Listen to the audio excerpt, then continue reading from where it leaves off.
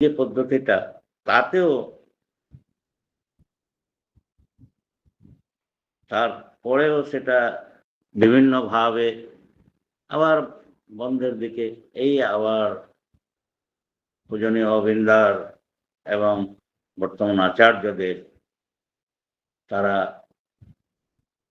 আবার আরেক পন্থা তৈরি করলেন, ডিপিওয়ার, দীক্ষাপত্র মূল্যায়নের কাজ। এই দীক্ষাপত্র মূল্যায়নের মধ্যে দিয়ে যারা বিভিন্নভাবে দীক্ষা নিয়েছে, বিভিন্ন রকমের অসঙ্গতি সৃষ্টি হয়েছে, সেই অসঙ্গতিগুলোকে দূর করার জন্য ওই লকডাউন পিরিয়ডে পূজনীয় অবিন্দা পঞ্চম যে প্রজন্ম শ্রী ঠাকুরের, তিনি অহরহ তার পরিশ্রমের মধ্যে দিয়ে সেটাকে আপলোড করে সেভাবে মানে সকলকে কিভাবে পিন ওয়াইজ বিভিন্নভাবে সেটাকে একদম সরলীকরণের মাধ্যম দিয়ে সকলের কাছে সেটা পৌঁছে দিয়েছেন।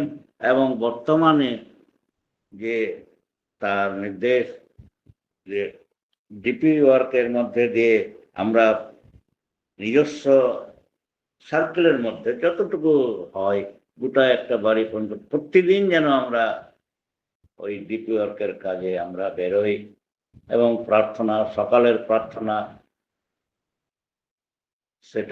সেটাতে যেন আমরা বেরাই। এই যে উদ্যোগ, এই উদ্যোগের মধ্যে দিয়ে আমাদের মধ্যে যে জড়তা, অলসতা, এর বিরুদ্ধে আমরা বেশ একটা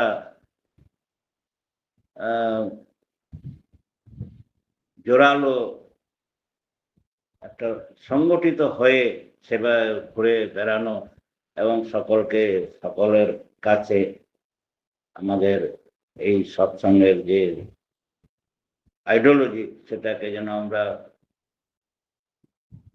দাঁড়ে দাঁড়িয়ে আমরা পৌঁছাতে পারি, সেটা অহরহ আমাদেরকে আচার্যদেব তথা পূজনীয় অবিন্দা সেই প্রেরণা দিয়ে চলেছেন।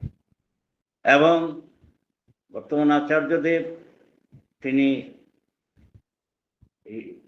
এক জায়গায় বসে সকলের সমস্যার সমাধান, যখন যেভাবে যাওয়া যায় সে সব রকম যত রকমের আমরা সমস্যা নিয়ে তার সামনে উপস্থিত হই। দেখা যায় যে হয়তো উপস্থিত হওয়ার সাথে সাথে তার কাছে প্রণাম করার পরেই ওইখানে বসলেই দেখা যাবে কারো সমস্যার সাথে আমার সমস্যা মিশে গেল এবং তাকে তার সমস্যার সমাধান করতে গিয়ে আমার সমস্যার সমাধান ওখানেই পায়। এই যে প্রথা, এই যে তিনি একটা বিশাল কর্মযজ্ঞ মধ্যে দিয়ে আমাদেরকে প্রেরণা দিয়ে চলেছেন, সেটা কিন্তু আমরা যারা তার সাথে যুক্ত হয়ে চলছি, জয়ঞ্জান নিষ্ঠবিধি, সস্তয়নী, সদাচার, এটা পালন করে যারা চলছি, আমরা কখনো বিফল হইনি এবং হব না। এবং আমার সংলগ্ন যারা আছে তাদেরকে এই মিশনের মধ্যে দিয়ে কিন্তু আমরা যেন তাদেরকে হারিয়ে না ফেলি, সেই যেন আমাদের যে যজ্ঞ হয় আমরা যেন সেইভাবে সকলের মধ্যে যেন সেটাকে পরিবেশন করতে পারি। তো যাই হোক, আমরা এই যে উদ্যোগ আমার শ্রদ্ধেয় চিত্তদা তারা এই উদ্যোগটাকে রেখেছেন, খুবই ভালো। কিন্তু এটা তো আমরা ওই লকডাউনের পরে মাঝে মধ্যে আচার্যদের সেটা হয়তো দু একটা জায়গায় কত কিছুতে আছে, বাকিগুলো সব এটা মোটামুটি তখন যে হারে ছিল লকডাউনের সময় সেই হারে এখন আর এটা নয়। সব প্রায় একদম এই সামনের থেকেই সেই জিনিসটা হচ্ছে। প্রতিদিন এই মাস চলছে বড় মায়ের জন্ম মাস, শ্রাবণ মাস, 14ই শ্রাবণ, 31শে জুলাই তার আবির্ভাব দিবস। কেন্দ্র মন্দিরে সেটা পালিত হলো। আগামী তিথি 10ই আগস্ট, 31শে জুলাই পালন হয়েছে, আর 10ই আগস্ট সেটা এই কেন্দ্রে সেটা পালিত। তো এই জন্ম মাসে, আবির্ভাব মাসে আমাদের মায়েরা ঘুরে ঘুরে প্রত্যেক দিন বিকাল হলে একটা বেশ দলবদ্ধ হয়ে বিভিন্ন গৃহে আচার্যদেবের নির্দেশ মতো যেখানে যারা অ্যাক্টিভ হয়ে আছে সেই পরিবারগুলোতেই মাতৃ সম্মেলন করার জন্য বলেছেন, এবং সেইভাবে তার নির্দেশ পালন করাও হচ্ছে। এবং সেটা হয়তো 2-3টে দলে বিভিন্ন গৃহে সেটা, কারণ এত বড় একটা বিশাল যে বিভিন্ন জায়গায় গুরু ভাইদের সংখ্যা, গুরু মায়েদের সংখ্যা, সেখানে একটাতে হয় না, 2, 3, 4টা পর্যন্ত একই দিনে বিভিন্ন জায়গায় মাতৃ সম্মেলন। আবার আগামী ভাদ্র মাস পরম প্রেমময় শ্রী শ্রী ঠাকুরের জন্ম মাস, সেই মাসেও আবার প্রত্যেক দিন সৎসঙ্গ হবে। এই যে কর্মযজ্ঞে আমরা দীক্ষা নিলাম,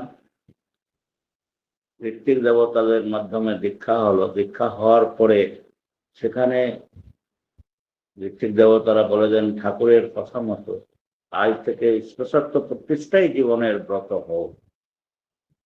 এই ব্রত পালন করতে গিয়ে আনুষঙ্গিক যতগুলো ব্যবস্থাপনা আসছে, প্রথমে দীক্ষার সময় বললেন মাছ মাংস খাস নেয়া, পেঁয়াজ রসুন মাদক চা।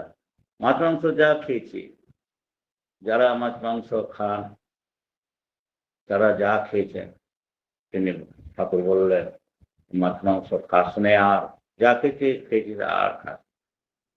তো সেটা যদি আমরা এই কথাটাকে দীক্ষা নিয়ে এই কথাটাকে যদি পালন করি, তাহলে কিন্তু আমার জীবনের সব কিছু মোড় ঘুরে যাবে।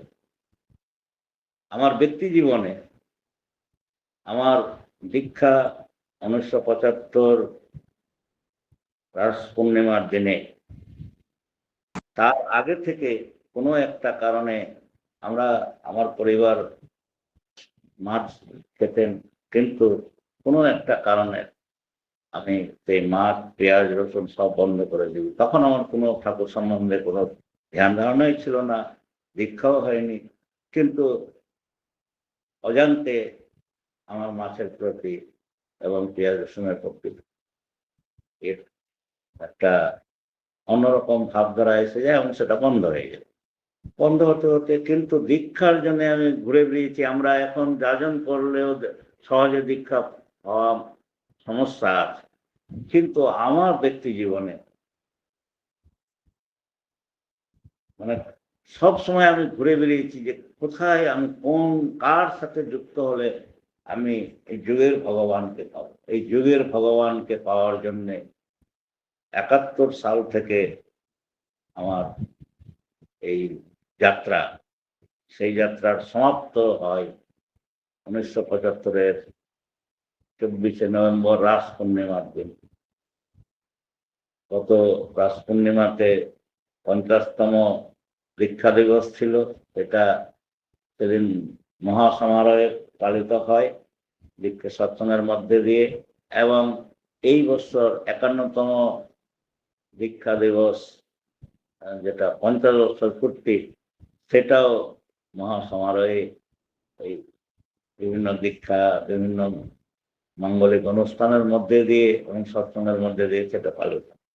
এই যে স্মরণ রাখা, এই স্মরণ যেন, এটা আমি কেন ব্যক্তিটা বললাম যে এতে যারা যুক্ত আছেন বিভিন্ন এই এতে আজকের এই লিঙ্কে যুক্ত আছেন, তাদের আশা করি পরম পিতার দয়ায় তাদের মধ্যেও যেন একটা প্রেরণা আসে। আর আচার্যদেব এবার আমাদের কনফারেন্সে আচার্যদেব তথা পূজনীয় বিঙ্কিদা যা বলেছেন যে আমরা ডিপি ওয়ার্ক করতে গিয়ে দীক্ষা যেটা নতুন সংযোজন, সেই জায়গাটাই ভুলেই গেছে। সংখ্যা আগের এই কনফারেন্সের আগের কনফারেন্সে একদমই সংখ্যা কমে গেছিল। সেবারের কনফারেন্সে বলার পরে এবার কিছুটা এগিয়েছে। তুলনামূলকভাবে যেভাবে 2 লাখ 3 লাখ এক একটা 3 মাস অন্তর 2 লাখ 3 লাখ 4 লাখ পর্যন্ত হতো, সেখানে এখন লাখের কমে আছে, কোনো লাখ পার হয়নি। তো এই যে লক্ষ্য, আমাদের লক্ষ্য যে আরো ভাবে এই বিভিন্ন মানে বিভিন্ন চিন্তা ভাবনা, বিভিন্ন সংযোজন এর মধ্যে দিয়ে আমাদেরকে প্রেরণা, অহরহ প্রেরণা দিয়ে চলেছেন। আর আমরা যারা সেই প্রেরণার মধ্যে আমরা যারা যোগান দিয়ে চলছি, আমাদের যে অলসতা, অনেক কিছু জড়তা সব কেটে যায়। তো আমরা এই মিশনকে সামনে রেখে তথা শ্রী ঠাকুরের যে 10 কোটি দীক্ষা তিনি বলেছিলেন, 10 কোটি দীক্ষা লাগবে। শ্রী বর্দাকে বলেছিলেন কেন্দ্র মন্দির লাগবে, তারা ঠিক পূরণ করে চলেছে, পূরণ করেছেন। এবং 108 খানা কথা বলেছেন, সেখানে কত কেন্দ্র মন্দির হয়েছে বনে শেষ করা যাবে না। শ্রী দাদা তাকে বলেছিলেন দীক্ষার ব্যাপারে, তিনি আচার্য হওয়ার পরপরেই এমন ভাবে তিনি দীক্ষার আহ্বান দিলেন, তখন বিভিন্ন ভাবে 1000 দীক্ষা 2000 দীক্ষা, মিনিমাম তো 100 হবেই, এটাও হয়েছে। আবার এখন সেই দীক্ষাকে জিয়ে রাখার জন্য বর্তমান আচার্যদেব তথা পূজনীয় অবিন্দা যেভাবে এই অহরহ বিভিন্নভাবে প্রেরণা দিয়ে সকলকে যে 2 বেলা কেন্দ্র মন্দিরে প্রার্থনার মধ্যে দিয়ে একটা লিস্টের মধ্যে দিয়ে, এবং এমনও প্রেরণা দিচ্ছেন যে প্রত্যেককে দাদা মায়েরা প্রত্যেককে যেন হারমোনিয়াম বাজিয়ে প্রার্থনা করেন। এই যে প্রেরণা, এতে আমাদের ভিতরে একটা আলাদা আলোড়ন সৃষ্টি হয়, এবং এই আলোড়ন দিকে দিকে দিকে কিন্তু বিভিন্ন রূপে মাত্রা নিতে থাকে। আমরা শ্রী দাদা কোনো এক সময়ের কথা তিনি বলেছেন পূজনীয় অবিন্দাকে, শোনো অবিন, আমার তোমার বয়স যখন আমার মতো হবে, তখন আমি তো বেঁচে থাকবো না, তোমার বাবা হয়তোবা দেখতেও পারে নাও পারে। তো তখন চারিদিকে সব সাদা হয়ে যাবে, সবাই সাদা হয়ে ওঠে। এই যে সাদা হওয়ার যে কথা তিনি আহ্বান করেছেন, তার জন্যে এইভাবে সহজেই তো হয় না। সেটার জন্যে আমাদেরকে প্রত্যেককেই আমার নিজস্ব সার্কেল 2-4টা এইভাবে কে অন্তত তার চরণে নিয়ে এসে সংযোজন করে তাদেরকে যজন যাজন ইষ্টভীতি পরায়ণ করে তুলে সেটা সকলের সাথে সমবেত হয়ে চলে সেটা এগিয়ে যাওয়া।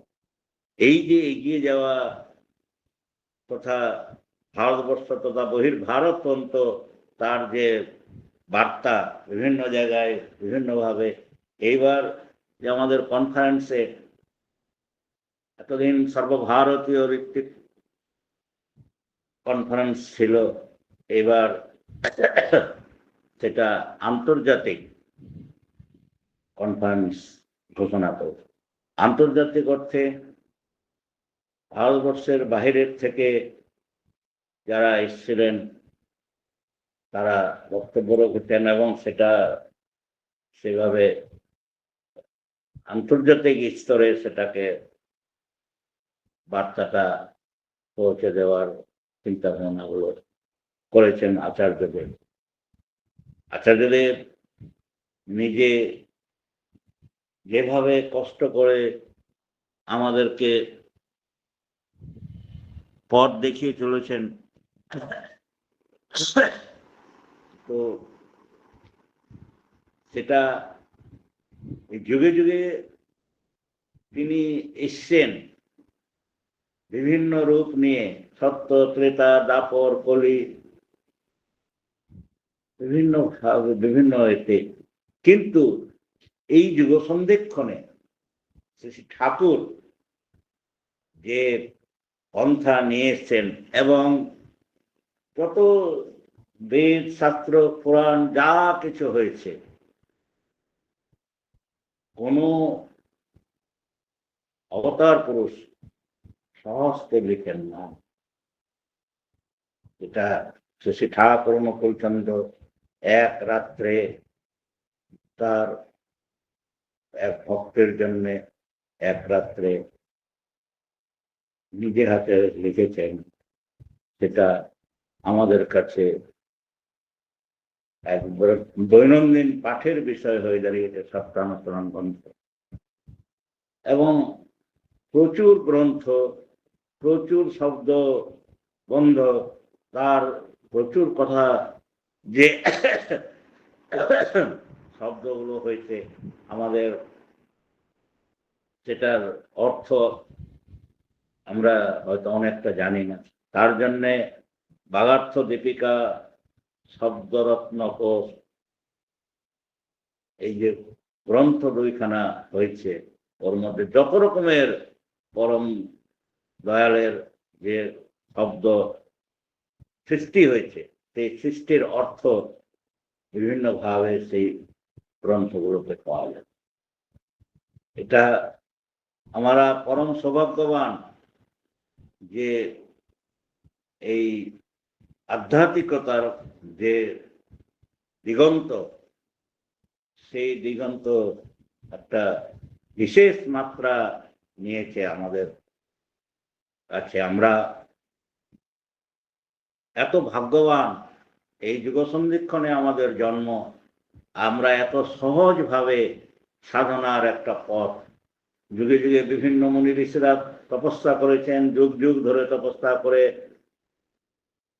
হয়তো তাদের জীবনের অভীষ্ট পূরণও হয় না, কিন্তু আমরা দৈনন্দিন কর্মের মধ্যে দিয়ে, দৈনন্দিন সব কিছুর মধ্যে দিয়ে আমাদের সাধনা চলছে।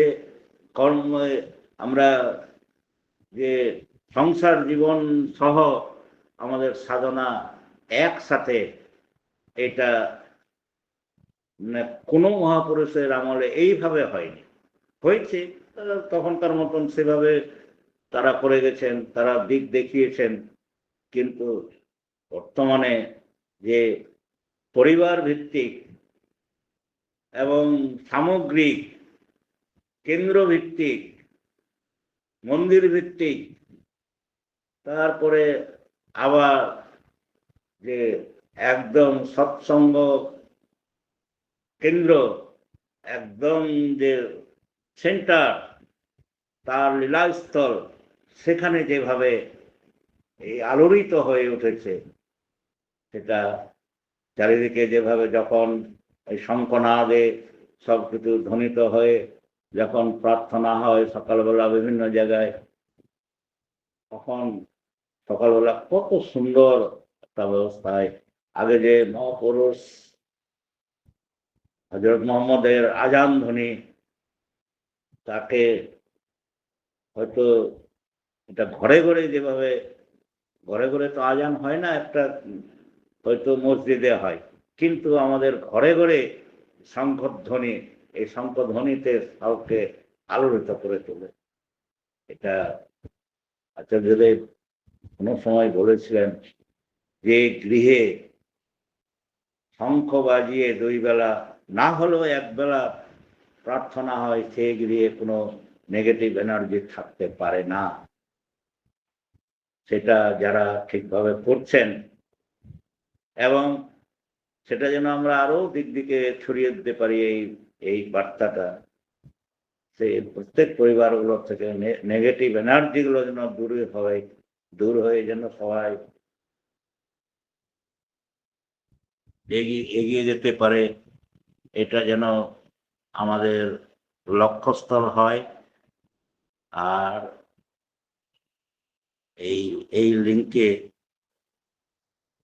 আজকে খুবই আনন্দ লাগছে। এই সকালবেলা নাম ধ্যানের পরে এইভাবে সবাই একত্রিত হয়ে এই লিঙ্কে যোগ হয়ে আজকে এই সৎসঙ্গ তথা নাম ধ্যান স্বস্তি যজ্ঞে যোগদান করেছেন, খুবই আনন্দের বিষয়। তবে আমাদেরকে পরবর্তী আরো যেন আমরা সংযোজিত করতে পারি, আমার পাশের যারা আছেন তাদেরকে যেন আমরা আরো উদ্বুদ্ধ করতে পারি, এটা যেন আমাদের জ্ঞানে জ্ঞানে থাকে। এটাই আচার্যদেব, শ্রী শ্রী ঠাকুরের ইচ্ছা এবং আচার্য পরম্পরার মধ্যে এইটাকে যে প্রেরণা দিয়ে আমাদেরকে এগিয়ে দিচ্ছেন, সেটাতে যেন আমরা সেই যজ্ঞে আমরা যোগযুক্ত হয়ে এগিয়ে চলি, এই আশা রেখে আমার আজকের এই ক্ষুদ্র আপনাদের সাথে কথা বলা খুব আনন্দ পেলাম, এবং এত এত মানুষ আজকে যোগযুক্ত হয়ে আছেন, খুবই আনন্দ লাগছে বলে আমার কথা এখানে শেষ করলাম। জয় গুরু।